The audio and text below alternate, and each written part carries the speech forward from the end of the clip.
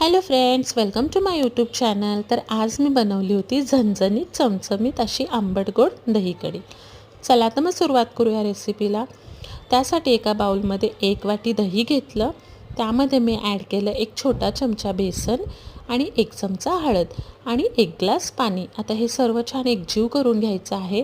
तुम्ही बघताल छान मस्त मिक्स झालेलं आहे, गाठी राहिलेल्या नाही आहेत. वाटण्यासाठी मी घेतल्या होत्या 7-8 हिरव्या मिरच्या, 5-6 लसणाच्या पाकळ्या, भरपूर अशी कोथिंबीर आणि कढीपत्ता. आता हिरवी मिरची आणि लसूण छान असं ठेचून घ्यायचं आहे, म्हणजे चव छान लागते. चला तर मग सुरुवात करूया. पॅन छान गरम झालं की त्यामध्ये ॲड केलं 2 चमचा तेल.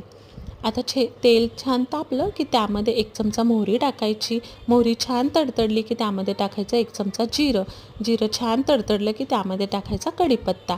कढीपत्ता टाकल्यानंतर त्यामध्ये मी ॲड केलं हिरवी मिरची आणि लसणाचं वाटण.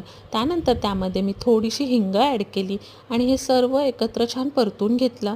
त्यानंतर आपण त्यामध्ये दह्याचं मिश्रण ॲड करायचं आणि छान सर्व एकत्र ढवळून घ्यायचं आहे. हे सतत असं ढवळत राहायचं, त्यामुळे कढी अजिबात फुटत नाही. आणि एक बारीक अशी उकळी मीडियम गॅसवरती काढून घ्यायची आणि नंतर गॅस बंद करायचा आहे. तुम्ही बघताल दही कढी तयार आहे. त्यानंतर त्यावरती बारीक चिरलेली कोथिंबीर टाकायची आणि लास्टमध्ये त्यामध्ये टाकायचा 1 चमचा मीठ. आता मीठ तुम्ही तुमच्या चवीनुसार टाका आणि सर्वात शेवटी मी त्यामध्ये ॲड केलेला आहे 1 चमचा गूळ.